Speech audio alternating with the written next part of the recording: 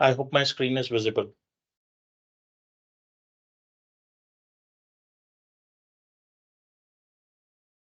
Yes, yes. Okay, so talking about DHCP. So what is the work of DHCP? अगर हम बात करेंगे DHCP क्या काम करेगा?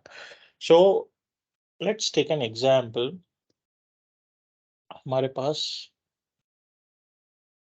4 बिल्डिंग है, बिल्डिंग 1, बिल्डिंग 2, बिल्डिंग 3, बिल्डिंग 4। अभी फर्स्ट बिल्डिंग का एडमिन है भगीरथ, सेकंड बिल्डिंग का एडमिन है भाविक, थर्ड बिल्डिंग का एडमिन है जगदीश एंड फोर्थ एडमिन को टेक करते हैं जशपाल जी। अभी फॉर एग्जांपल बिल्डिंग 1 में हमारे पास 3000 मशीन्स है, बिल्डिंग 2 में हमारे पास 4000 मशीन्स है। अब जगदीश थोड़ा ज्यादा सीनियर है, ठीक है, तो वो 9000 मशीन संभाल रहा है। तो यशपाल भाई एक्सपर्ट है, तो 12,000 मशीन्स का सुपरविजन कर रहे हैं। नाउ मैनेजमेंट हैज आस्क्ड कि हमने वेंडर को बोल दिया है कि ये जो 28,000 मशीन्स है मंडे से पहले लगा दे। वेंडर ने फ्राइडे तक मशीन्स लगा दी है और 28,000 मंडे से यूजर्स मंडे से ज्वाइन करने वाले हैं। यानी हमारे पास फ्राइडे सैटरडे संडे 3 दिन है, राइट। यानी 72 आवर्स में इन सारे मशीन्स को फर्स्ट ऑफ ऑल हमको ओएस डिप्लॉय करना है। सो फॉर एग्जांपल हमारे पास मशीन है, तो इस पे हमको ओएस डिप्लॉय करना है, उसके बाद सॉफ्टवेयर इंस्टॉल करना है। अभी ओएस डिप्लॉय करने के बाद सॉफ्टवेयर इंस्टॉल करने के बाद ये मशीन नेटवर्क में भी होना चाहिए, इसलिए हमको आईपी एड्रेस कॉन्फ़िगरेशन भी करना है, ठीक है। आईपी एड्रेस भी कॉन्फ़िगरेशन करना है। अगर हम मैन्युअली सारे मशीन्स को आईपी एड्रेस कॉन्फ़िगर करने जाएंगे तो 10 दिन 15 दिन लग जाएंगे, 2 to 3 weeks। सो इसके लिए हमारे पास टेक्नोलॉजी है विंडोज सर्वर में inbuilt, which is known as DHCP, which stands for Dynamic Host Configuration Protocol। अभी यहाँ पे जो अगर हमारे पास DHCP नहीं है तो हम जो आईपी एड्रेस कॉन्फ़िगर करेंगे वो मैन्युअल आईपी एड्रेस कॉन्फ़िगर करेंगे, which is known as static IP address। Manually IP address configure करेंगे which is known as static IP address। लेकिन DHCP static IP address assign नहीं करता है, ये डायनामिक आईपी एड्रेस असाइन करता है। तो स्टैटिक और डायनामिक में क्या है? तो वो स्टैटिक में मैन्युअली हम असाइन कर रहे हैं, जब तक हम मैन्युअली जाके आईपी एड्रेस को चेंज नहीं करेंगे तब तक वो आईपी एड्रेस चेंज नहीं होगा। Whereas with dynamic IP address DHCP के पास एक पूल रहेगा रेंज ऑफ आईपी एड्रेसेस का, start IP address and and IP address. Let's say इसके पास 200 आईपी एड्रेस का पूल है या 20,000 आईपी एड्रेसेस का पूल है, तो इस पूल में से ये आईपी एड्रेस असाइन करेगा। अब ये जब आईपी एड्रेस असाइन करेगा तो अगर वो मशीन रीस्टार्ट हो गया या समझो 3 दिन के लिए मशीन ऑफलाइन है, तो 3 दिन के लिए मशीन ऑफलाइन है तो डीएचसीपी को दिखेगा कि ये आईपी एड्रेस फ्री है, तो वो आईपी एड्रेस किसी और को असाइन कर देगा, दूसरी मशीन को आईपी एड्रेस असाइन करेगा। तो ये दूसरी मशीन को आईपी एड्रेस असाइन हो गया, तो क्या होगा, जब ये मशीन अप होगा तो इसको दूसरा आईपी एड्रेस मिलेगा। That is known as dynamic. It keeps on changing. It is not fixed. It is not constant. So now if we understand static and dynamic IP address, so static IP address that are manually assigned and do not change over the time, whereas dynamic IP address are automatically assigned for a specific period of time and might change. It can change and it cannot change. Both are possible. So वो कब change होगा कब change नहीं होगा, we will see in coming slide. Now if we talk about DHCP, so DHCP stands for Dynamic Host Configuration Protocol, or it is used to assign automatic private IP address to our client machines, or it can be used for public IP address assignment by ISPs also. So basically it is used for automatic configuration of IP addresses on the devices, including subnet mask and other options. So other options include default gateway, DNS, DNS IP address, alternate DNS IP address, etc. So it works on port number 67 on the server side and port number 68 on the client side. So if you require a DHCP server, you can configure on any server operating system like Windows server or Linux server operating systems. You can configure on appliances like L3 devices, routers, or L3 switches, manageable L3 switches, or even firewalls, or it can be integrated into a SOHO router. So ये भी SOHO router क्या है? So SOHO router stands for Small Office Home Office. Small Office Home Office. तो भाई Soho router क्यों बोलते हैं? ये जो हम घर पे राउटर यूज करते हैं या छोटे ऑफिस में राउटर्स यूज करते हैं, जिसमें तीन चीजें लगती है। तो ये जो मेरा राउटर है, सोहो राउटर, जो मैं घर पे यूज करता हूँ या स्मॉल ऑफिस में हम यूज कर सकते हैं, तो इसमें तीन टाइप की चीजें होती है। एक तो ये एक्सेस पॉइंट का काम करता है, ये स्विच का काम करता है, और ये राउटर का भी काम करता है।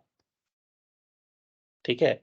और अगर हम कॉर्पोरेट या एंटरप्राइज एनवायरनमेंट में काम करें की बात करें तो क्या होता है? Router is my dedicated device, switch is my dedicated device and access point is my dedicated device. लेकिन ये तीनों चीजों का, तीनों टेक्नोलॉजीज का और तीनों डिवाइसेस का एक कॉम्बिनेशन है, that is a Soho router. अभी ये इतना एफिशिएंट नहीं होता है जितना एफिशिएंट हमारा कॉर्पोरेट या एंटरप्राइज राउटर्स होते हैं या डिवाइसेस होते हैं, लेकिन ये तीनों के बेसिक फीचर्स सोहो राउटर में आते हैं। सोहो राउटर में भी हम DHCP कॉन्फ़िगर कर सकते हैं। तो we can configure DHCP server on all these kind of appliances or devices. So we have a dynamic or a pooled range of IP addresses. IP addresses are assigned in real time from this pool. Each system is given a lease and must renew at set intervals. So it is given a lease, यानी ये IP address का owner DHCP server है, client machine नहीं है। DHCP server rent कर रहा है, lease कर रहा है IP एड्रेस क्लाइंट मशीन को एक स्पेसिफिक ड्यूरेशन के लिए, which is the default 8 days, उसे हम लीज ड्यूरेशन बोलते हैं। And it can be changed, it is not fixed. हम उसे 2 दिन भी रख सकते हैं, 20 दिन भी रख सकते हैं, 6 महीने भी रख सकते हैं, 12 महीने भी रख सकते हैं।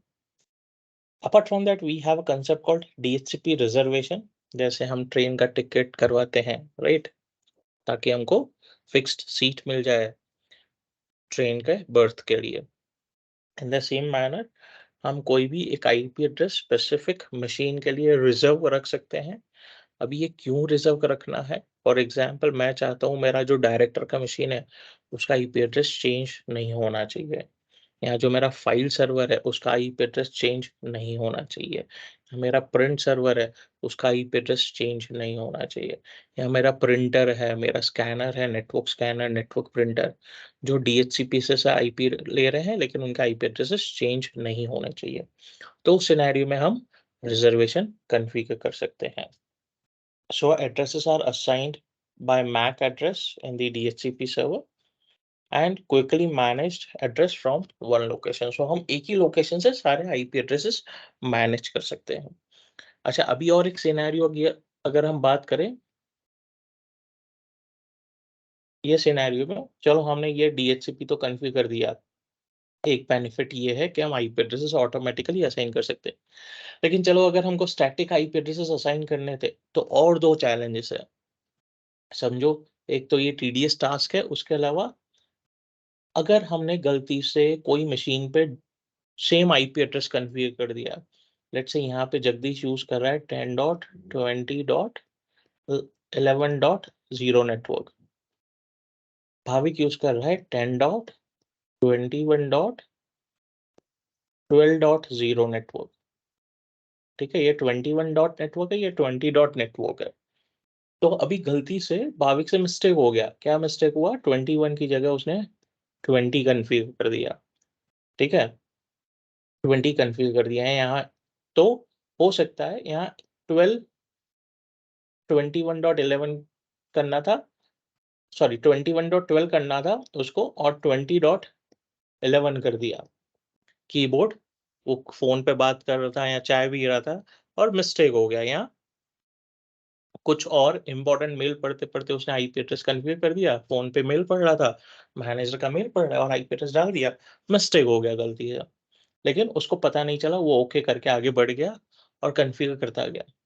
लेकिन मंडे जब मशीन्स ऑन हुए, तो कॉन्फ्लिक्ट का एरर दिखाया, जगदीश को भी और भाविक को भी, क्योंकि एक ही कॉर्पोरेट नेटवर्क में है। अभी जगदीश और भाविक परेशान हो गए, साला किस मशीन पे आईपी एड्रेस कॉन्फ्लिक्ट हो रहा है, उस मशीन को ढूँढना है, कंट्रोल एफ तो मार के ढूँढ नहीं सकते हैं।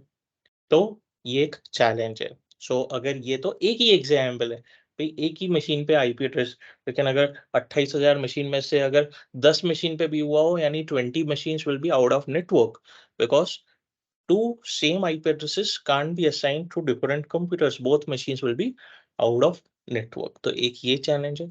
दूसरा चैलेंज, अभी चलो हमारी टीम बहुत मेहनती है, उन्होंने 3 दिन बैठ के दिन-रात आईपी एड्रेसेस असाइन कर दिए and manager is happy, right? Manager ने इनको प्रमोशन के लिए रिकमेंड भी कर दिया। लेकिन मैनेजर इनके पास 3 महीने के बाद आता है, भई आप लोगों ने जिस-जिस मशीन पे जो-जो आईपी एड्रेस कॉन्फ़िगर किए हैं, उसका लिस्ट दो मुझे। अब ये लिस्ट कहाँ से लाएँगे? भगीरथ, भाविक, जगदीश और यशपाल जी ने तो बहुत मेहनत की, आईपी एड्रेसेस भी असाइन कर दिए। अभी लिस्ट चाहिए, तो लिस्ट कहाँ से लाएँगे? लिस्ट तो होगा नहीं, एक ये चैलेंज है। अच्छा चलो, इनका डीएनएस सर्वर चेंज हो गया, डीएनएस सर्वर का इन्होंने आईपी एड्रेस चेंज कर दिया। अभी सारे मशीन्स पे डीएनएस सर्वर का अपडेशन करना है, या तो स्क्रिप्ट रन करनी पड़ेगी, उसमें अपडेट हुआ, नहीं हुआ, चेक करना पड़ेगा।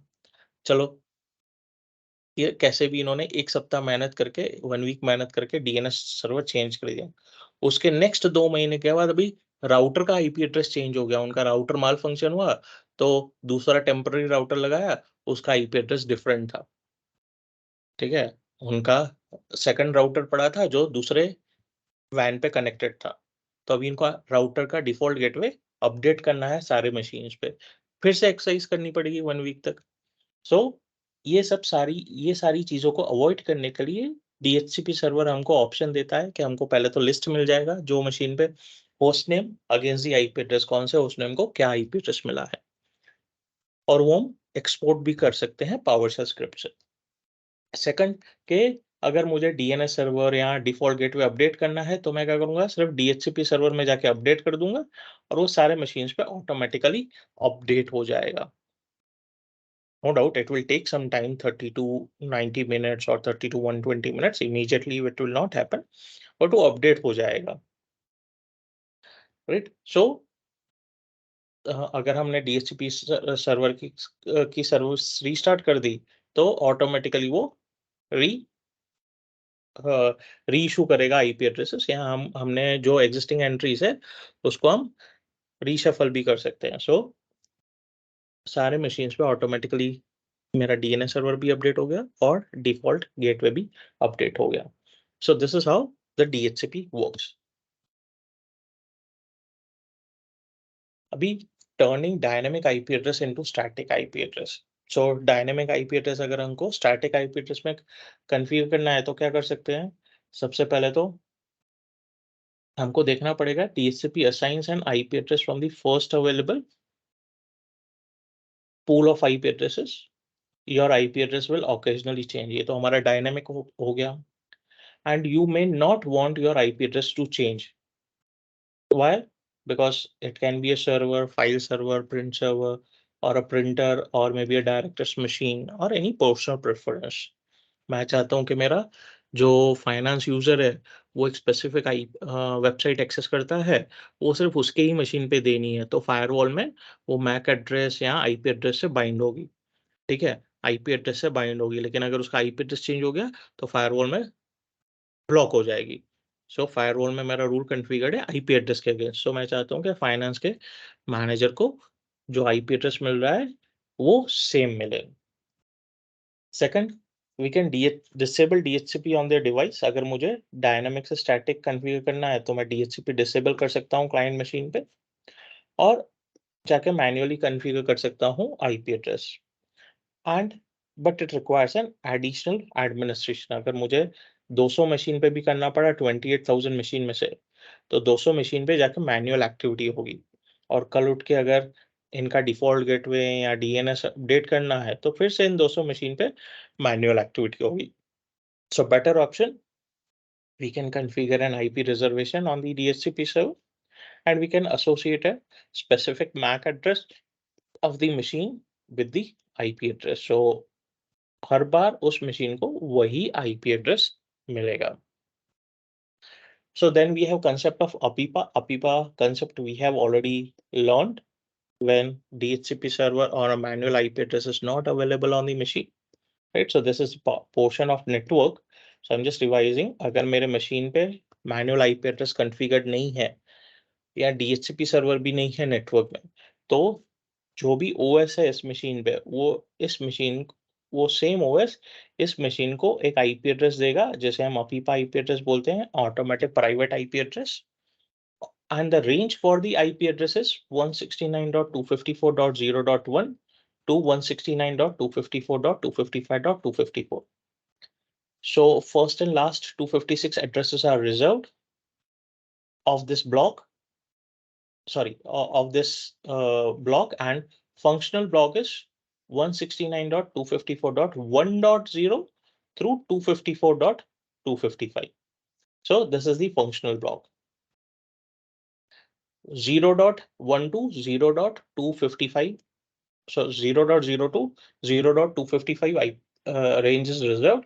So functional block मेरा यही रहेगा. Now it is automatically assigned and it uses ARP request to confirm the address isn't currently in use. मतलब ये मेरा ARP request के थ्रू नेटवर्क में कम्युनिकेट करेगा, भाई मैं इस मशीन को APIPA IP एड्रेस दे रहा हूँ, लेकिन वो APIPA IP एड्रेस कहीं नेटवर्क में यूज तो नहीं हो रहा है, तो वो चेक करेगा नेटवर्क में।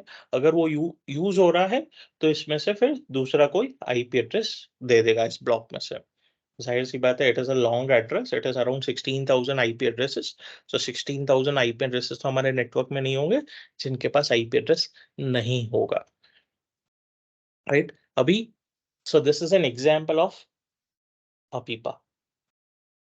Now the most important thing is with this IP address, machine can be in the network but cannot communicate in the network. वो नेटवर्क में खड़ा रहेगा, बोलेगा भाई मैं नेटवर्क में हूँ, मैं IP एड्रेस ढूंढ रहा हूँ, लेकिन वो कम्युनिकेट नहीं कर सकता, डेटा ट्रांसमिट नहीं कर सकता। Now, so DHCP server on Windows Server. So 2016-19 both are same. There is no difference. So DHCP stands for Dynamic Host Configuration Protocol. It is used to assign IP addresses automatically to the client machines who are requesting for an IP address. It is a central IP address management tool and it prevents IP address conflicts. So जैसे हमने देखा, अगर IP address conflict है तो वो prevent करेगा, and it also helps conserve the use of client IP address on the network. Apart from that, the most important feature for administrator, it reduces the complexity and amount of administrative work of assigning TCP/IP configuration automatically to the clients. So ये काम कैसे करता है? So for that, what I'll do, I'll open MS Paint to explain it.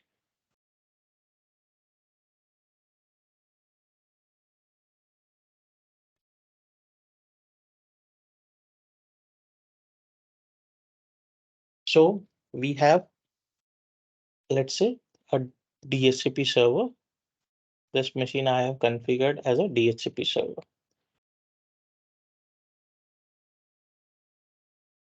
And I am having a machine, which is any machine. It can be server OS, it can be a client OS. So it is basically requesting for an or looking for an IP address. So this is basically my DHCP client. OS is immaterial. It can be a mobile device. It can be a router It can be tablet, it can be laptop, it can be desktop, it can be a file server. It is basically looking for an IP address. So when it is looking for an IP address, so how this at present this machine doesn't have an IP address. So अगर मेरे DHCP client को DHCP server के साथ communicate करना है तो पहले मुझे क्या चाहिए? क्या चाहिए मुझे?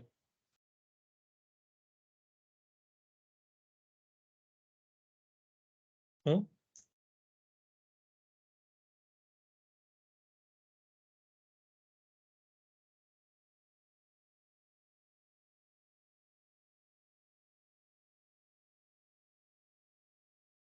Can anyone tell me क्या चाहिए?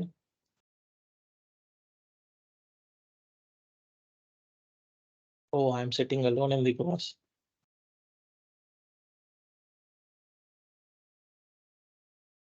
I'm sitting alone ना?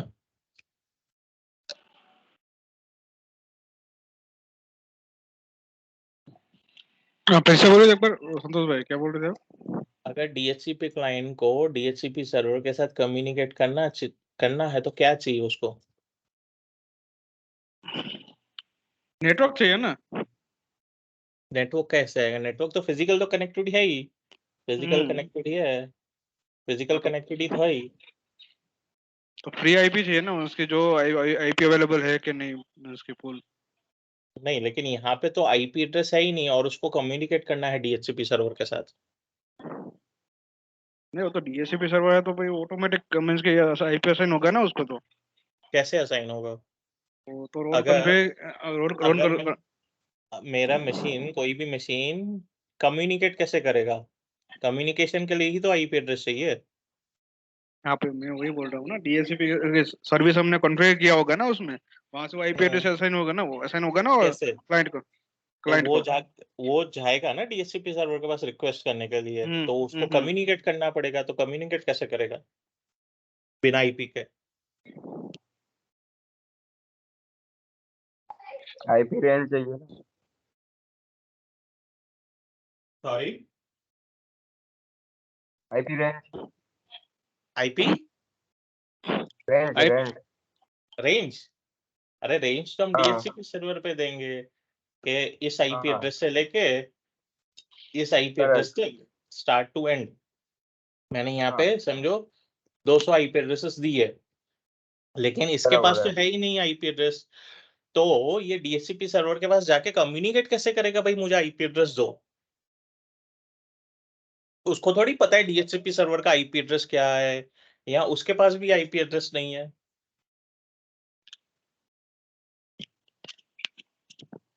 जनरली अगर हमको नेटवर्क में कम्युनिकेट करना हो दो मशीन को तो कैसे करेंगे? विदाउट आईपी एड्रेस थोड़ी करेंगे। मैक एड्रेस से बाइंड करना पड़ेगा ऐसा कुछ? नहीं।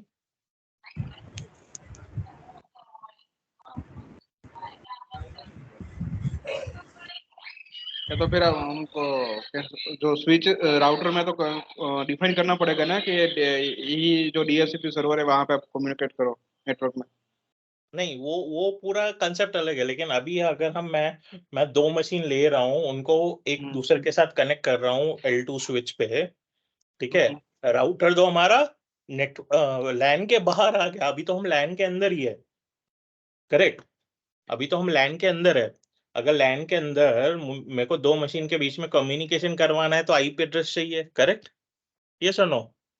आईपी चाहिए। अभी तो आईपी ही नहीं है हमारे पास, मेरे इस मशीन पे आईपी एड्रेस ही नहीं है, तो ये कम्युनिकेट कैसे करेगा?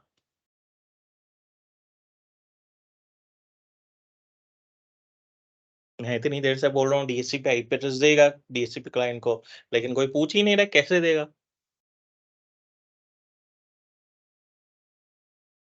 राइट, तो यहाँ पे हमारे पास कम्युनिकेशन टाइप्स है। ठीक है, हमको पता है कम्युनिकेशन टाइप्स क्या है? यूनिकास्ट, मल्टीकास्ट, ब्रॉडकास्ट, पता है ऐसा कुछ है? हाँ पहले ही पढ़ा था हमने पिछली स्लाइड में। कौन से पिछले स्लाइड पर? दूसरी स्लाइड में पढ़ा था ना, हाँ करेक्ट, विकास मल्टीप्लायर। डे 1 या डे 2 में पढ़ा था हमने। करेक्ट। तो ये जो यूनिकास्ट मल्टीकास्ट है, ब्रॉडकास्ट है, ठीक है। यूनिकास्ट मल्टीकास्ट कब काम करता है? जब दोनों मशीन पे आईपी एड्रेस है। लेकिन समझो इस मशीन पे आईपी एड्रेस ही नहीं है, तो ये मशीन कैसे आईपी एड्रेस ढूंढेगा, कैसे डीएचसीपी सर्वर को ढूंढेगा? तो ये क्या करेगा, जो मेरा डीएचसीपी क्लाइंट है, एक ब्रॉडकास्ट रिक्वेस्ट भेजेगा। ब्रॉडकास्ट यानी इट इज फॉर ऑल। तो ये एक ब्रॉडकास्ट रिक्वेस्ट भेजेगा नेटवर्क पे, पूछेगा where is the DHCP server or who is the DHCP server. So basically this is my DHCP discover packet. ये ब्रॉडकास्ट रिक्वेस्ट भेज रहा है सारे मशीन्स पे नेटवर्क में और बोल रहा है भाई who is the DHCP server. अभी DHCP सर्वर रिक्वेस्ट सुने, एक्सेप्ट करेगा, ठीक है। DHCP सर्वर रिक्वेस्ट एक्सेप्ट करेगा। अभी DHCP सर्वर को रिस्पॉन्स करना है, तो इसके पास तो वैसे ही आईपी एड्रेस नहीं है, तो DHCP को तो पता ही नहीं है किसने रिक्वेस्ट की है मुझे, कौन मुझे ढूंढ रहा है। तो DHCP सर्वर क्या करेगा, आईपी एड्रेस ऑफर करेगा, आईपी एड्रेस ऑफर करेगा। Again this is also broadcast request, this is also broadcast request. So client उसे एक्सेप्ट करेगा। अभी DHCP क्लाइंट वापस रिक्वेस्ट भेजेगा। Again it will be a broadcast request. इस रिक्वेस्ट में वो पूछेगा भाई तू मुझे बता ये मैं आईपी एड्रेस ले सकता हूं कि नहीं ले सकता हूं, और मुझे एडिशनल कॉन्फ़िगरेशन भी दे। एडिशनल कॉन्फ़िगरेशन, सो ये रिक्वेस्ट करेगा। किस चीज के लिए रिक्वेस्ट करेगा? To acknowledge that DHCP client can use the given IP address and it is also requesting for additional configuration. Additional configuration में क्या रिक्वेस्ट कर रहा है भाई, डीएनएस सर्वर का आईपी एड्रेस चाहिए मुझे, डिफॉल्ट गेटवे का आईपी एड्रेस चाहिए, और मेरा डोमेन नेम क्या होना चाहिए नेटवर्क में, उसका आईपी एड्रेस चाहिए। सो ये रिक्वेस्ट करेगा DHCP क्लाइंट DHCP सर्वर को। सो अगेन DHCP सर्वर इस ब्रॉडकास्ट रिक्वेस्ट को एक्सेप्ट करेगा और उस ब्रॉडकास्ट रिक्वेस्ट को रिस्पॉन्ड करेगा in the format of broadcast request only. फिर DHCP सर्वर ब्रॉडकास्ट कर रहा है और इस ब्रॉडकास्ट रिक्वेस्ट में DHCP एक्नॉलेजमेंट पैकेट जा रहा है, एक्नॉलेजमेंट पैकेट, ठीक है। सो मेरा फर्स्ट है DHCP डिस्कवर पैकेट क्लाइंट से DHCP सर्वर के लिए, DHCP सर्वर से DHCP क्लाइंट के लिए DHCP ऑफर पैकेट है। फिर DHCP क्लाइंट से DHCP सर्वर के पास DHCP रिक्वेस्ट पैकेट जा रहा है, और फाइनली DHCP सर्वर से DHCP क्लाइंट के पास DHCP एक्नॉलेजमेंट प्रोसेस आ रहा है, पैकेट आ रहा है, सॉरी पैकेट आ रहा है। सो इसे हम डोरा प्रोसेस कहते हैं, discover offer request acknowledgement. It's a DORA process. DHCP assigns IP address to DHCP clients with the help of DORA process. And we can see this process using the tools like Wireshark. Wireshark के through हम ये network में देख भी सकते हैं कि DORA process perform हो रहा है कि नहीं हो रहा है। Right, so let's move ahead. So this is the DORA process. यहाँ पे एक डायग्राम दिया हुआ है, सेम डायग्राम को मैंने एक्सप्लेन किया है। नाउ लेकिन अगर मेरे पास DHCP सर्वर है, फॉर एग्जांपल लेट्स से ये मेरा बैंगलोर साइट है और ये स्पेन साइट है, मेरा दो डिफरेंट साइट्स है। अभी मेरा DHCP सर्वर स्पेन के लोकेशन पे DHCP सर्वर, अभी ये दोनों कनेक्टेड है राउटर से, दो sites using the site link. अभी यहाँ पे मेरा एक मशीन है, इसको आईपी एड्रेस चाहिए, तो इसको आईपी एड्रेस कैसे मिलेगा DHCP से?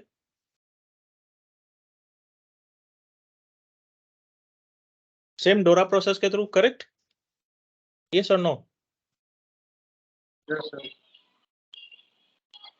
Okay, I agree partially. Now, router never listens to broadcast request. Router मेरा कभी भी ब्रॉडकास्ट पैकेट को एक्सेप्ट नहीं करेगा, लिसन नहीं करेगा। तो जब ये क्लाइंट राउटर के पास जाएगा ये डीएचसीपी डोरा प्रोसेस का पैकेट, तो राउटर तो ड्रॉप कर देगा, वो आगे भेजेगा ही नहीं, तो क्लाइंट को आईपी एड्रेस कैसे मिलेगा?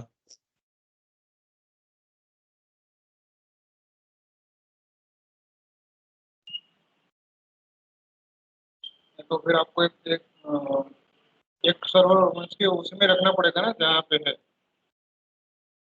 अभी अगर तो मेरे पास मैं एक सर्वर लगाऊंगा इधर, तो पहले तो सर्वर मैनेज करना पड़ेगा, फिजिकल सर्वर का कॉस्ट आएगा, लाइसेंस का कॉस्ट आएगा, यानी मैं सिर्फ एक डीएचसीपी सर्वर खड़ा करने के लिए 10 लाख रुपए का मिनिमम साल का कॉस्ट बेयर करूंगा।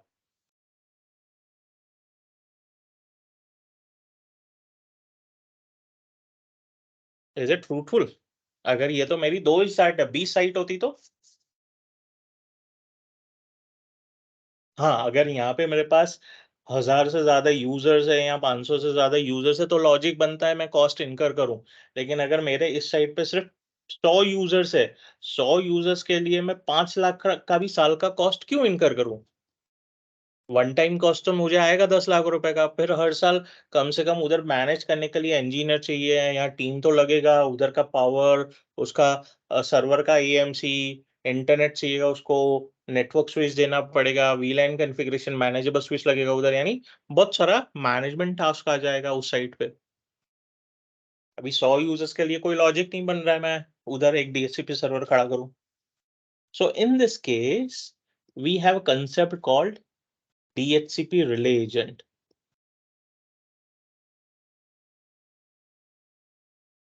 उसे आईपी हेल्पर भी बोलते हैं। कई मशीन्स पे या कई राउटर्स पे हमको आईपी हेल्पर दिखेगा, कहीं पे DHCP relay agent, DHCP relay, it is one and the same thing. यानी हम क्या करेंगे, राउटर के इस इंटरफेस पे जो लैन पे कनेक्टेड है, इस इंटरफेस पे हम डीएचसीपी रिले एजेंट कॉन्फ़िगर करेंगे, और उस रिले एजेंट में हमको ज्यादा कुछ करना नहीं होता है, सिर्फ ऑप्शन एनेबल करना है, और उस ऑप्शन में हमको डीएचसीपी सर्वर का आईपी एड्रेस, लेट्स से ये आईपी एड्रेस मेरा है 10.0.0.100, तो ये आईपी एड्रेस मैं यहाँ पे डीएचसीपी रिले में कॉन्फ़िगर कर दूंगा, दैट्स ऑल। अब क्या होगा, अब जब मेरा डीएचसीपी क्लाइंट ब्रॉडकास्ट रिक्वेस्ट भेज रहा है, तो ये रिक्वेस्ट राउटर पे आएगा, राउटर इस रिक्वेस्ट को इस पोर्ट पे सुनेगा डीएचसीपी रिले एजेंट के थ्रू। डीएचसीपी रिले एजेंट क्या करेगा, इस ब्रॉडकास्ट पैकेट को यूनिकास्ट में कन्वर्ट करेगा और राउटर पे भेजेगा। यहाँ पे हमने राउटर का IP address, sorry DHCP server पे भेजेगा, डीएचसीपी सर्वर का हमने आईपी एड्रेस डिफाइन किया है, यानी फिर यहाँ से यूनिकास्ट फॉर्मेट में जाएगा इस राउटर के पास, राउटर से जाएगा डीएचसीपी सर्वर के पास, फिर अगेन यूनिकास्ट फॉर्मेट में आएगा यहाँ पे, यहाँ से वापस वो ब्रॉडकास्ट पैकेट में कन्वर्ट होगा डीएचसीपी रिले के थ्रू, और DHCP client को IP address assign हो जाएगा। This is how it works if your router is, sorry, if your DHCP server is behind the router, यानी मेरा DHCP सर्वर इस राउटर के उस तरफ है, so it is behind the router। हम इसको थोड़ा ग्राफिकल फॉर्मेट में समझते हैं, ठीक है। यहाँ पे क्या होगा, मेरे पास जैक है, सैम का मशीन है और जैक का मशीन है, दोनों का आईपी एड्रेस चाहिए। तो पहले क्या होगा, पहले हम राउटर के इस तरफ का पोर्शन देखते हैं। मेरे डीएचसीपी सर्वर का आईपी एड्रेस 99 है, ठीक है। अभी सैम का मशीन रिक्वेस्ट भेज रहा है, ब्रॉडकास्ट रिक्वेस्ट, सो ब्रॉडकास्ट रिक्वेस्ट जा रहा है नेटवर्क में, स्विच पे आएगा, स्विच उसको डीएचसीपी सर्वर यानी वो सारी जगह डिस्ट्रीब्यूट करेगा because it is a broadcast packet. DHCP server उसे रिस्पॉन्ड करेगा, so it is sending the offer packet, again it is a broadcast packet, so वो सारे मशीन्स पे डिस्ट्रीब्यूट होगा, सैम का मशीन उसे एक्सेप्ट करेगा, बाकी ड्रॉप करेंगे। Again at the step 3, Sam's machine is sending the DHCP request packet to the DHCP server. Again, DHCP server is accepting that request packet, and DHCP is forwarding the acknowledgement packet. And finally, क्या होगा, Sam ने IP address assign कर लिया, उसको IP address मिल जाएगा, इस machine को IP address मिल जाएगा, and it will assign the IP address। अगर यही मेरा राउटर के बियॉन्ड हो, ठीक है, तो sorry.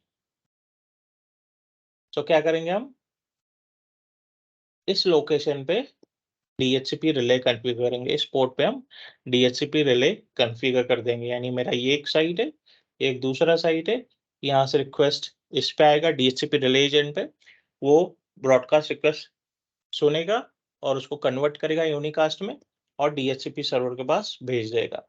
Again it will come back in the unicast format, यहाँ से वो DHCP रिले एजेंट के थ्रू ब्रॉडकास्ट में कन्वर्ट होगा और जिस मशीन ने रिक्वेस्ट किया है उसके पास पैकेट चला जाएगा। क्लियर है हाउ इट वर्क्स?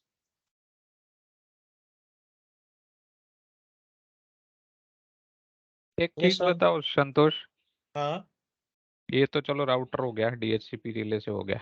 अभी हाँ मेरा एक ही बिल्डिंग है, अभी अलग अलग फ्लोर है, ठीक है, सबके हाँ वीलेन अलग अलग है, तो उस हाँ। केस में क्या होगा? सिंगल DHCP है। सिंगल DHCP मतलब हम मल्टीपल रेंज कॉन्फ़िगर कर सकते हैं और हाँ, उसको ट्रंकिंग पोर्ट पे एनेबल कर कनेक्ट करके रख सकते हैं। स्विच लेवल पे। हाँ मतलब स्विच का पोर्ट जो DHCP सर्वर से कनेक्टेड होगा वो ट्रंकिंग पोर्ट होगा और मेरे DHCP सर्वर में मल्टीपल स्कोप्स कॉन्फ़िगर रहेंगे। तो सर्वर के पास रहेंगे सारे। हाँ मतलब सारे मैं सर्वर में तो मल्टीपल स्कोप्स कॉन्फ़िगर कर सकता हूँ।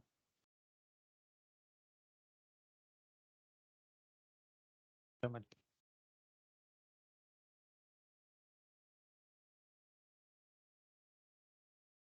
Okay now managing DHCP in an enterprise.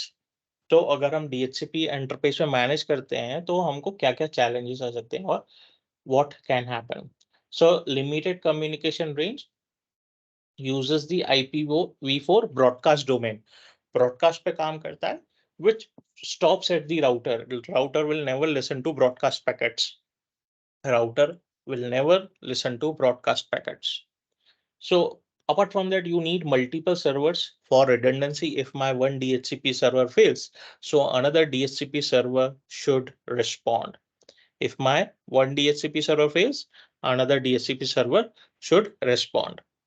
And I can have across different location. मैं ये भी कर सकता हूँ कि अगर मेरी दो साइट है, ये मेरा प्राइमरी DHCP सर्वर है, ये मेरा सेकेंडरी DHCP सर्वर है, अगर ये प्राइमरी क्रैश हो गया तो सेकेंडरी DHCP सर्वर काम करना चालू कर देगा, वो भी मैं कर सकता हूँ। That is also possible.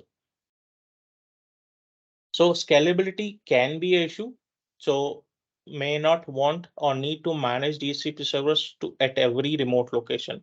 At every remote location पे DHCP server manage करना is not an easy task. So you should prefer either you have a single DHCP server, or if you are having at multiple locations, so you should be ready to accept that manageability task. You are going to need a little helper, that is IP helper or DHCP relay agent. So send DHCP request across broadcast domains. Across मतलब beyond the broadcast domain or beyond your router. So router should accept to your broadcast request. Apart from that, we have a concept called DHCP authorization and DHCP scope. So is scope is nothing but a range of IP address that are available to be leased to the client. So it is basically a range of IP address, a bunch of IP address or a pool of IP address. तो अभी authorisation क्या करेगा? चलो एक example लेते हैं। ये मेरा डोमेन मॉडल है, राइट? डोमेन मॉडल में मैंने DHCP सर्वर बनाया है। डोमेन मॉडल में DHCP सर्वर को हमको कंपलसरी ऑथराइज करना पड़ता है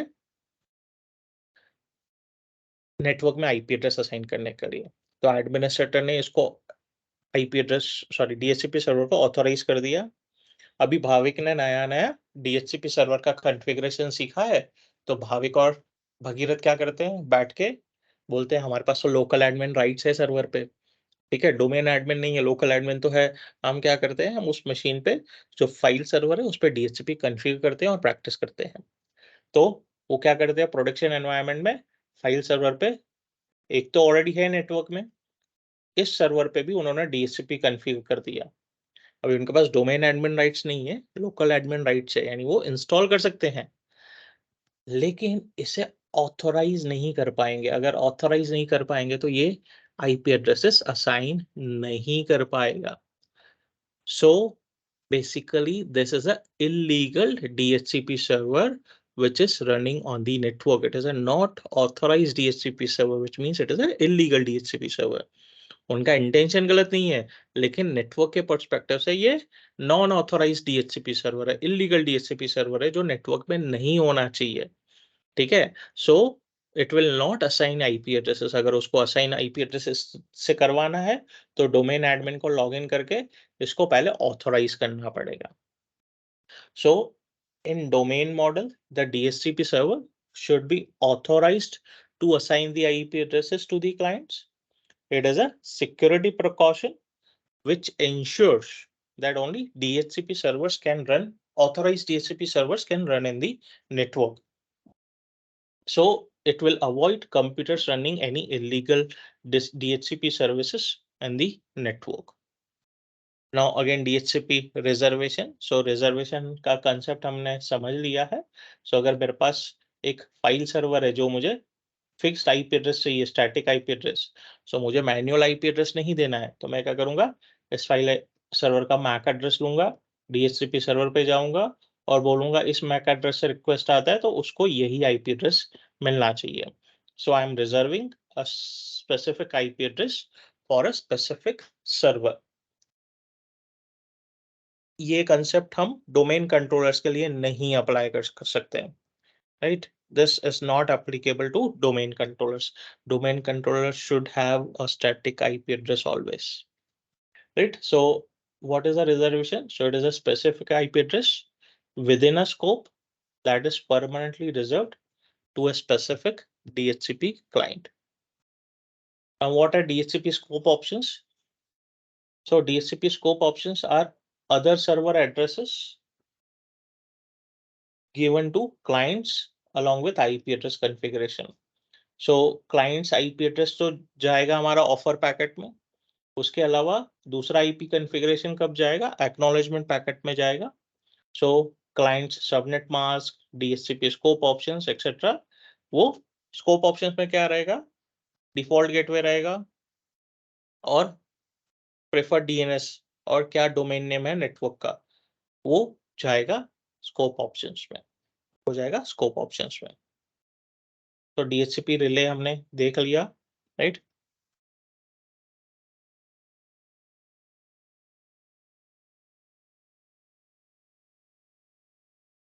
नाउ स्कोप प्रॉपर्टीज। तो जब हम स्कोप क्रिएट करते हैं, स्कोप क्या है, a pool of IP addresses और a bunch of IP addresses which needs to be assigned.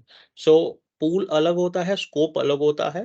Pool में एक से ज्यादा स्कोप हो सकते हैं, लेकिन स्कोप में यानी स्कोप आता है पूल के अंडर, लेकिन पूल स्कोप के अंडर नहीं आता है, राइट? वो हम नेक्स्ट स्लाइड पे देखेंगे। So what is scope? So scope is a range of IP addresses and we can have excluded addresses. Excluded addresses क्या है? For example मैंने एक नेटवर्क लिया है 192.168.0.0/24, मैंने एक सबनेट लिया है, यानी ये मेरा 0 डॉट नेटवर्क है, ठीक है? यानी मेरे पास इधर 256 आईपी एड्रेसेस है जिसमें से मैं 254 असाइन कर सकता हूँ। One is network ID, one is broadcast ID. So 254 IP addresses I can use.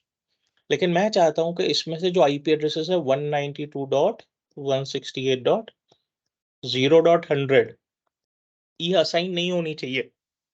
क्यों असाइन नहीं होनी चाहिए भाई? ये मेरी डोमेन कंट्रोलर पे आईपी एड्रेस असाइंड है स्टैटिक, तो मैं चाहता हूँ ये असाइन नहीं होनी चाहिए। तो मैं क्या करूंगा, इसको मैं रेंज में डिफाइन करूंगा और इस आईपी एड्रेस को एक्सक्लूजन में डाल दूंगा। जैसे ही मैं कोई आईपी एड्रेस एक्सक्लूजन में डालता हूँ वो DHCP असाइन नहीं करेगा, वो DHCP असाइन नहीं करेगा। So we are understanding the concept. ये जरूरी नहीं है कि हम एक्सक्लूजन में कोई आईपी एड्रेस दे ही, ठीक है? लेकिन इट इज बेटर आप पूरा रेंज इधर स्पेसिफाई करो और जो जो स्टैटिक आईपी एड्रेस यूज हो रही है नेटवर्क में उसको एक्सक्लूड कर दो। That is the best practice. लेकिन हम हमारे अनुसार कुछ भी कर सकते हैं। फिर स्कोप के अंदर आता है सबनेट मास्क। क्या सबनेट मास्क यूज करना है? लीज ड्यूरेशन क्या है? स्कोप ऑप्शंस क्या है, जैसे डीएनएस सर्वर क्या है, डिफॉल्ट गेटवे क्या है। अगर हम विन सर्वर यूज कर रहे हैं तो विन सर्वर का IP address. So win server is an old concept जो हम डीएनएस से पहले यूज करते थे। वी डोंट यूज विन्स nowadays. Now coming to DHCP pools. So pools is nothing but group of IP addresses. So each subnet has its own scope. So ये मेरा एक स्कोप है, ये दूसरा स्कोप है, ये तीसरा स्कोप है, ऐसे मेरे पास मल्टीपल स्कोप्स हो सकते हैं। अभी नाउ द इम्पोर्टेंट थिंग, अभी मैंने यहाँ पे तो अलग अलग नेटवर्क के स्कोप कॉन्फ़िगर कर दिया, लेकिन मेरे डीएचसीपी सर्वर के पास एक ही आईपी एड्रेस होगा। या तो इस नेटवर्क का होगा, या तो इस नेटवर्क का होगा, या तो इस नेटवर्क का होगा। तो ये तीनों कैसे असाइन करेगा? तो उस सिनेरियो में हम क्या कर सकते हैं, या तो मल्टीपल लैन कार्ड यूज कर सकते हैं, या एक ही लैन कार्ड पे हम मल्टीपल आईपी एड्रेसेस भी कॉन्फ़िगर कर सकते हैं। क्लियर जसपाल भाई, तुम्हारा डाउट? क्लियर है मेरे को। Okay, so scope is generally a single contiguous pool of IP addresses. So DSCP exceptions can be made inside the scope. Exceptions मतलब exclusions, हम exceptions कर सकते हैं। So ये मेरे पास एक screenshot है Windows Server 2003 का है, right? You can see यहाँ पे कैसे scope configured है, उसके अंदर हमारे पास एड्रेस पूल है, एड्रेस रीजन है, रिजर्वेशन है, स्कोप ऑप्शंस है। अभी अगर यहाँ पे हम ध्यान से देखें तो हमारे पास स्कोप ऑप्शंस भी है, सर्वर ऑप्शंस भी है। तो इन दोनों में डिफरेंस क्या है? इन दोनों में डिफरेंस क्या है? चलो जसपाल भाई एक्सपर्ट है, हम थोड़ा उनसे ज्ञान देते हैं, क्या डिफरेंस है उनसे। यस जसपाल भाई। नहीं, मेरे को नहीं पता। अरे एक्सपर्ट लोग ऐसा बोलेंगे तो हम कहाँ जाएंगे, नहीं तो सीखने नहीं आता ना, नहीं मैं राइट? सो एक्सपर्ट स्कोप ऑप्शंस और सर्वर ऑप्शंस, ठीक है। सो अब ये दोनों क्या है, अगर मैंने default gateway, DNS, domain name सब स्कोप ऑप्शंस के अंदर कॉन्फ़िगर किया है, तो वो एप्लीकेबल होगा सिर्फ इसी स्कोप पे, सिर्फ इसी स्कोप पे। लेकिन अगर वही चीजें मैंने सर्वर ऑप्शंस में कॉन्फ़िगर की है तो वो सर्वर पे अप्लाई होगी। ये मेरा सर्वर नेम है, ठीक है, सर्वर पे अप्लाई होगी। यानी इस सर्वर के अंदर मेरे जितने भी स्कोप्स है, स्कोप 1, स्कोप 2, स्कोप 3, स्कोप 4, जितने भी स्कोप है, उन सब पे ये सारे सेम ऑप्शंस अप्लाई होंगे। यानी अगर मैंने स्कोप ऑप्शंस में इधर कुछ डिफाइन भी किया है वो निकल जाएगा, और जो सर्वर ऑप्शंस में डिफाइन किया है वो अप्लाई होगा। मतलब अगर मैंने, वेट आई डिलीट दिस, अगर मैंने स्कोप ऑप्शंस में डिफाइन किया है कि मेरा डिफॉल्ट गेटवे है 192.168.0.1, लेकिन सर्वर ऑप्शंस में मैंने डिफाइन किया है इट इज 10.0.0.1। तो अगर स्कोप ऑप्शंस में मेरा ये है डिफॉल्ट गेटवे और सर्वर ऑप्शंस में ये है डिफॉल्ट गेटवे, तो ये अप्लाई नहीं होगा, ये ही ओवरराइड हो जाएगा मेरे स्कोप ऑप्शन में भी, क्योंकि सर्वर लेवल पे मैंने बता दिया कि मेरा डिफॉल्ट गेटवे 10.1 ही होना चाहिए। तो अभी अगर मैंने एक स्कोप डिफाइन किया है या 50 स्कोप डिफाइन किए हैं, मैंने 50 स्कोप डिफाइन किया और 50 में अलग अलग डिफॉल्ट गेटवे है, तो वो सारे रिप्लेस हो जाएंगे मेरे सर्वर ऑप्शंस के साथ। वो सारे मेरे रिप्लेस हो जाएंगे सर्वर ऑप्शंस के साथ। यानी मेरे सारे स्कोप्स के लिए एक ही सिंगल डिफॉल्ट गेटवे मैंने बना दिया। ये कब एप्लीकेबल है, जैसे अभी जसपाल जी ने एग्जांपल दिया कि अगर मेरे पास डिफरेंट डिफरेंट वीलैन्स है तो मैं क्या करूंगा, मल्टीपल स्कोप्स बना दूंगा। अभी अलग अलग स्कोप का तो अलग अलग मैं डिफॉल्ट गेटवे नहीं दे सकता। मुझे तो पता है मेरा राउटर एक ही है तो डिफॉल्ट गेटवे एक ही लगेगा। तो मैं क्या करूंगा, सर्वर ऑप्शंस में जाके कॉन्फ़िगर कर दूंगा, यानी वो सारे स्कोप्स पे अप्लाई हो जाएगा। इन द सेम मैनर अगर मैंने 50 50 स्कोप बनाए हैं तो 50 स्कोप में जाके मैं थोड़ी हर एक में डीएनएस सर्वर डिफाइन करूंगा। अगर मेरा डीएनएस सर्वर पूरे नेटवर्क में सेम है, ठीक है, तो मैं क्या करूंगा, सर्वर ऑप्शंस में जाकर डीएनएस सर्वर डिफाइन कर दूंगा, यानी मेरे सारे स्कोप्स में सेम डीएनएस सर्वर कॉन्फ़िगर हो जाएगा। क्लियर है?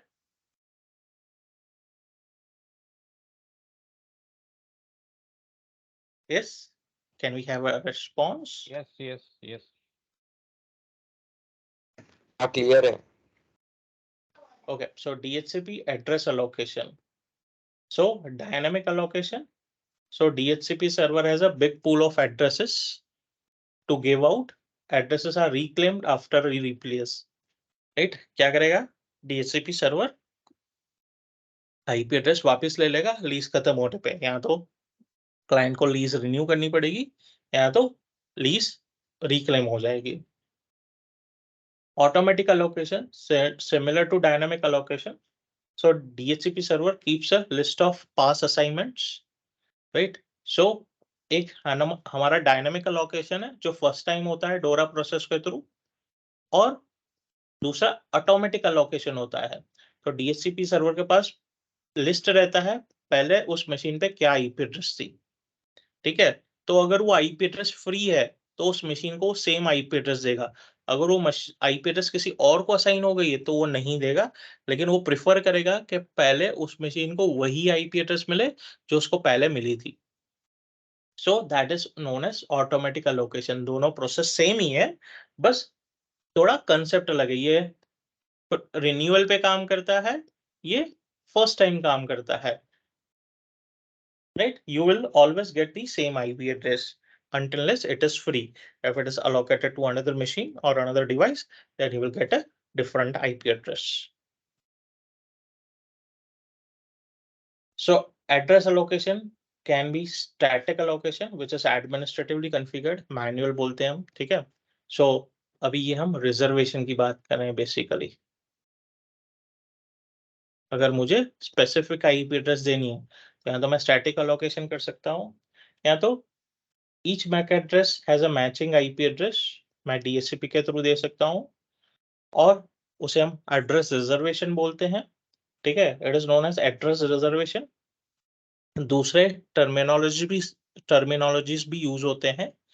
विंडोज सर्वर पे हम रिजर्वेशन बोलते हैं, DHCP रिजर्वेशन, लेकिन अगर हमारे पास सोहो राउटर है या फायरवॉल है तो डिफरेंट टर्मिनोलॉजीज यूज होती है। आईपी रिजर्वेशन भी हो सकता है, स्टैटिक DHCP नाम भी हो सकता है, स्टैटिक DHCP असाइनमेंट भी हो सकता है।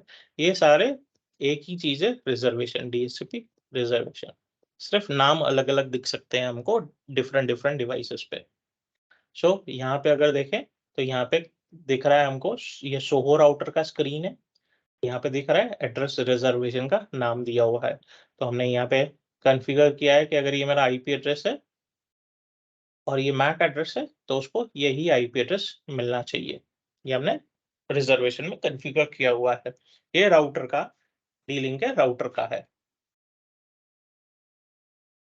नाउ अभी बात करते हैं DHCP लीजेस की। तो DHCP लीज क्या है? सो DHCP lease is a temporary lease for the IP address. यानी जब DHCP server IP address issue कर रहा है, so it is leasing the IP address, it is renting the IP address, it is not permanently giving, right? It is only temporary. It can seem permanent, दिखेगा permanent है लेकिन है temporary. Allocation, so assigned a lease time by the DHCP server. DHCP server lease time देता है, which is by default 8 days. By default, it is 8 days. We can configure as we discussed, and it is administratively configured. Reallocation, so उसको उसका IP कब release हो जाएगा? If you reboot your computer, it confirms the lease, right? अगर reboot हुआ machine तो फिर से लीज कन्फिगर कंफर्म करने जाएगा, रिन्यू करने जाएगा, ठीक है। So workstation can also manually release the IP address by using the ipconfig/release command. अभी ये मैन्युअली हमको क्यों रिलीज करना चाहिए आईपी एड्रेस? अगर मुझे मेरे मशीन को दूसरे सबनेट में मूव करना है तो मैं मैन्युअली रिलीज भी कर सकता हूं। तो अभी हम रिन्यूअल का प्रोसेस समझते हैं। तो हमारे पास दो टाइमर होते हैं लीज के, सो T1 timer and T2 timer. तो ये टाइमर क्या काम करते हैं भाई? तो at T1 timer which is by default 50% of the lease time, यानी अगर मेरे 4 दिन खत्म हो गए 4 days from 8 days, तो DHCP क्लाइंट क्या करेगा? DHCP सर्वर के पास जाएगा, बोलेगा भाई मेरे को लीज रिन्यू कर दे, तो मेरे को लीज रिन्यू कर दे। Check in with the landing DHCP server, to renew the IP address, तो वो रिन्यू कर देगा। अगर रिन्यू हो गया तो वापस 8 दिन वहां से चालू हो जाएंगे। जो 4 दिन बचे थे वो गए, फिर से वो 8 दिन चालू हो जाएंगे। लेकिन समझो उस दौरान डीएचसीपी सर्वर डाउन था या नेटवर्क डाउन था और डीएचसीपी क्लाइंट डीएचसीपी सर्वर को कम्युनिकेट नहीं कर पाया, बात नहीं कर पाया, आगे बढ़ गया। So if the original DHCP server is down, then it will try rebinding with any DHCP server. So अगर मेरा ओरिजिनल DHCP सर्वर डाउन है तो वो दूसरे DHCP सर्वर के साथ भी ट्राई करेगा रिन्यू करने के लिए, and that period is known as the rebinding period. उसे हम रीबाइंडिंग पीरियड बोलते हैं, which happens at the 87.5% of lease duration completion, which is when the 7 days have been completed। 7 दिन कंप्लीट हो गए, एक ही दिन बचा है, तो वो रीबाइंड करेगा, रीबाइंडिंग का ट्राई करेगा। Sorry, it is from 51 to 87 period, so that is the rebinding period. So उस ड्यूरेशन में वो रिन्यू करने का ट्राई करेगा। सो ये कैसे काम करता है? So this is the normal period, T1 timer 4 days, 50% of the lease duration खत्म हो गया। सो ये रिन्यूअल पीरियड है 50% से 87.5% तक का। अगर उस वक्त वो रिन्यू कर लेता है इस पीरियड में 50 से 87.5 के बीच में, तो लीज रिन्यू हो जाएगा, फिर से 0 से स्टार्ट होगा, अगेन 8 डेज के लिए रिन्यू हो जाएगा। लेकिन समझो 50% कंप्लीट होने तक, 50 से 87.5% कंप्लीट होने तक वो रिन्यू नहीं कर पाया, तो जो लास्ट 12 12.5% का टाइम है वो T2 टाइमर है, रीबाइंडिंग पीरियड बोलते हैं उसे, रीबाइंडिंग पीरियड। अगर रीबाइंडिंग पीरियड में वो रिन्यू कर लेता है तो अगेन वो फिर से लीज चालू कर देगा, भाई 8 डेज के लिए उसका आईपी एड्रेस रिन्यू हो गया।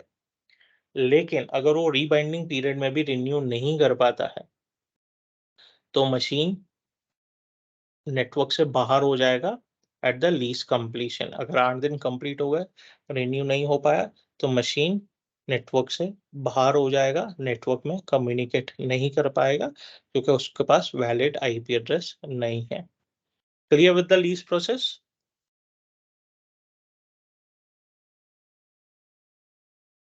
क्लियर भाई। अगर रीबाइंडिंग नहीं हुआ कंप्लीट, ठीक है, तो फिर वापस वो ब्रॉडकास्ट नहीं करेगा क्या कि मुझे आईपी दो? हाँ करेगा ना, लेकिन वो यहाँ पे भी तो वही कर रहा है, वो ट्राई कर रहा है ये स्टैटिक मोड में, यूनिकास्ट मोड में, कि डीएचसीपी सर्वर के साथ मैं बात करके रिन्यू कर दूं, लेकिन डीएचसीपी सर्वर रीचेबल डाउन नहीं है। है। हाँ, रीचेबल नहीं है, तो अगर ये पीरियड खत्म हो गया तो फिर से डोरा प्रोसेस रन करेगा। अगर वो डोरा प्रोसेस रन करके उसको आईपी एड्रेस नहीं मिलता मिलता है है, तो मिलता नहीं है मिलता है तो फिर अपीपा हो जाएगा, मिलता हाँ है तो अभी कम्युनिकेट करना हो जाएगा। Correct correct correct. अभी हम कुछ ऑप्शन समझते हैं, सॉरी फीचर समझते हैं डीएचसीपी के। सो पर्पस है इसका ऑटोमेटिक आईपी एड्रेस कॉन्फ़िगर करना। We can create and configure scope, we can perform authorization of DHCP server, we can configure reservation, we can configure scope and server options, we can configure DHCP relay agent, we can configure DHCP filters। So DHCP relay agent तो routers पे L3 devices पे ही configure होता है, लेकिन DHCP server हमारा support करेगा। और ये क्लाइंट सर्वर PXE ये हम WDS में पढ़ेंगे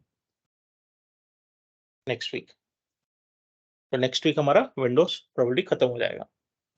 सो we will study WDS next week। So DHCP filters यानी अगर मुझे MAC बाइंडिंग करना हो किसी मशीन का, अगर MAC डाला है तो ही उसको आईपी एड्रेस मिलेगा, वो हम DHCP फिल्टर्स के थ्रू कॉन्फ़िगर करते हैं। We will see that practical। Apart from that, we have advanced features of DHCP, which is conflict detection, DHCP database। So अगर हमको बैकअप लेना है DHCP का, we can backup, we can restore, we can reconcile the database। उसके अलावा DHCP fail over options भी हमारे पास, fail over options में हमारे पास 2 है, लोड शेयरिंग भी है और स्टैंड बाय भी है। मतलब लोड शेयरिंग में क्या होगा, एक्टिव की तरह काम करेगा, दोनों लाइव है, इसके पास कुछ परसेंटेज है, इसके पास कुछ परसेंटेज आईपी एड्रेसेस का है, दोनों पे सेम कॉन्फ़िगरेशन रहेगा। यानी ये बोलता है भाई मैं 80% आईपी एड्रेसेस मेरे पास रहेंगी, 20% मेरे पास, या 70% मेरे पास, 30% मेरे पास, 50% मेरे पास, 50% मेरे पास, कुछ भी हम कॉन्फ़िगर कर सकते हैं percentage. It is in our hands. उसके अलावा हॉट स्टैंड बाय, तो हॉट स्टैंड में क्या, as the term says hot standby क्या होता है? Active passive. ये मेरा स्टैंड बाय में खड़ा है, अगर ये डाउन रहेगा तो ही ये एक्टिव बनेगा, और अगर ये एक्टिव बनने के बाद ये वापस आ गया तो ये वापस पैसिव बन जाएगा। So DHCP failover is a new feature available starting with Windows Server 2012, ensuring continuous availability of DHCP service to the clients.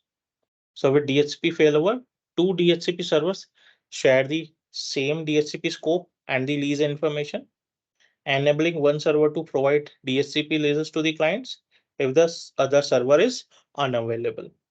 So we have hot standby mode and load balancing mode. So this mode provides redundancy of DHCP services. If one goes down, the another will serve. And load balance mode, this mode allocates DHCP client lease across two servers. Load sharing की तरह काम करेंगे। अगर एक server पे load है तो दूसरा IP एड्रेस असाइन करना स्टार्ट कर देगा। So that is the theory for DHCP. Tomorrow we will be covering DHCP practicals. वो एक स्लाइड में जाओ ना संतोष, DHCP वाली, यहाँ पे आपने मल्टीपल आईपी एड्रेस डाल दे।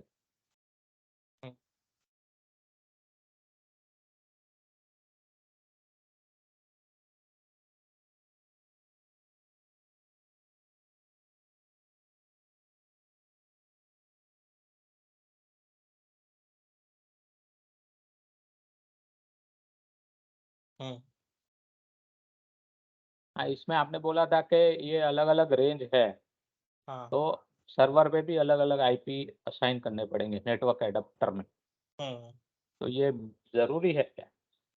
अलग अलग आई, जैसे मेरे पास 10 मेरे 10 अलग अलग सबनेट है, 10 फ्लोर का बिल्डिंग है, हर एक फ्लोर पे मुझे अलग अलग चाहिए, और वाईफाई पे अलग अलग चाहिए, वॉइस के लिए अलग अलग चाहिए, तो वो एक ही सिंगल DHCP सर्वर है, तो उसके लिए वो जितने सबनेट है वो सारे आईपी एक एक असाइन करने पड़ेंगे नेटवर्क एडाप्टर को। हाँ, नहीं तो देखो अगर असाइन नहीं करोगे, so for example let's take an example.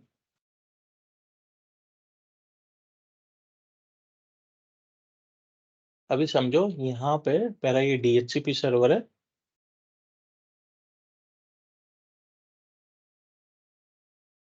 और मैंने इसमें रेंज दिया है 192.168.1.0/24, 2.24, 3.24, 4.24 एंड 5.24, यानी 5 डिफरेंट सबनेट्स है। ओके, अभी यहाँ पे जो मेरा इथरनेट इंटरफेस है उसमें मैंने आईपी एड्रेस कॉन्फ़िगर किया है एज 192.168.3.100, ठीक है। अब दैट इज ये माय DHCP सर्वर आईपी। हाँ, DHCP सर्वर ये मेरा जा रहा है स्विच पे।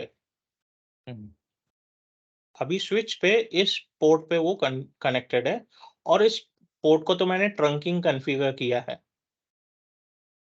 ठीक है। इस पोर्ट को मैंने ट्रंकिंग कॉन्फ़िगर किया है। अभी जब रिक्वेस्ट इस पे आ रहा है 3 डॉट नेटवर्क के लिए, तो ये सुन सकता है उसको, लेकिन इसके पास अगर 4 डॉट नेटवर्क का रिक्वेस्ट या 5 डॉट नेटवर्क का रिक्वेस्ट या 1 डॉट नेटवर्क या 2 डॉट नेटवर्क का रिक्वेस्ट आएगा, तो इस आईपी एड्रेस के लिए तो ये ही एक नेटवर्क है। ये तो इसके साथ कम्युनिकेट नहीं कर सकता ना। वही मैं आपको उस टाइम पे पूछ रहा था कि जैसे ये 3 वाला सीरीज है 92.3.0, उसको फॉर एग्जांपल VLAN 1 दिया हुआ है, ठीक है, एक ही LAN नेटवर्क में है, LAN में ही, ठीक है। दूसरा 1.0 है, उसको VLAN 2 दिया हुआ है, 2.0 को VLAN 3 दिया हुआ है, तो वही मैं जस्ट पूछ रहा था। तो ये हर एक रेंज का आईपी आप बोल रहे हो नेटवर्क एडाप्टर पे असाइन करना पड़ेगा एक हाँ, एक हाँ, आईपी। हाँ, या तो मल्टीपल नेटवर्क अडेप्टर्स होने चाहिए और अलग-अलग हर एक नेटवर्क अडेप्टर स्विच के पोर्ट पे रेस्पेक्टिव वीलैन में कॉन्फ़िगर होगा, या अगर एक ही ईथरनेट पोर्ट है तो उस ईथरनेट पोर्ट पे हम जब आईपी एड्रेस असाइन करते हैं तो एडवांस प्रॉपर्टीज में जाके मल्टीपल आईपी एड्रेसेस हमको असाइन करने पड़ेंगे। अगर मल्टीपल आईपी एड्रेस असाइन नहीं करने और एक ही आईपी रखना है, तो दूसरा कोई ऑप्शन है अपने पास क्या? आईपी असाइन हो ये सारी रेंज में से अलग-अलग वीलैन को? जो चेक करना पड़ेगा। तो आप वो हेल्पर वाला कुछ बता रहे थे, वो क्या था? नहीं, वो तो ब्रॉडकास्ट टू यूनिकास्ट के कन्वर्जन के लिए राउटर के पीछे हो तो आईपी एड्रेस ये डीएचसीपी सर्वर।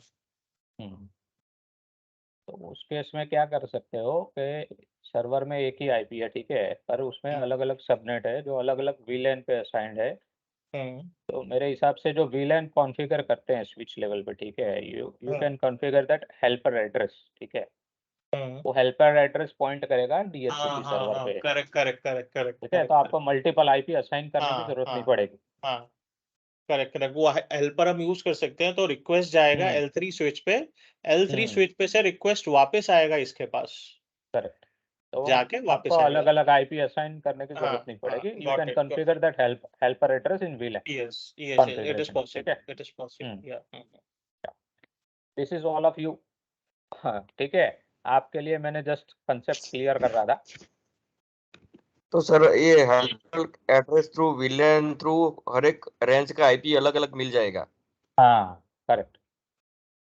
ओके। जो भी अलग सबनेट जैसे वाईफाई में अलग रखना है, वॉइस को अलग करेक्ट। रखना है, तो उसका जब विलेन आप कॉन्फ़िगर करोगे, उसमें हेल्पर एड्रेस हाँ। आपका डीएचसीपी सर्वर का आईपी होगा, ठीक है। ओके। तो ये है।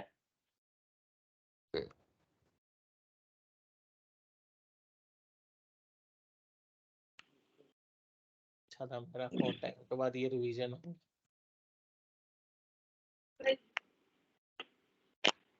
सबसे कुछ ना कुछ सीखने को मिलता है अपने को, सीख लेने का। So practical we'll see tomorrow. ठीक है। सो आज हमने डीएचसीपी का थियरी पूरा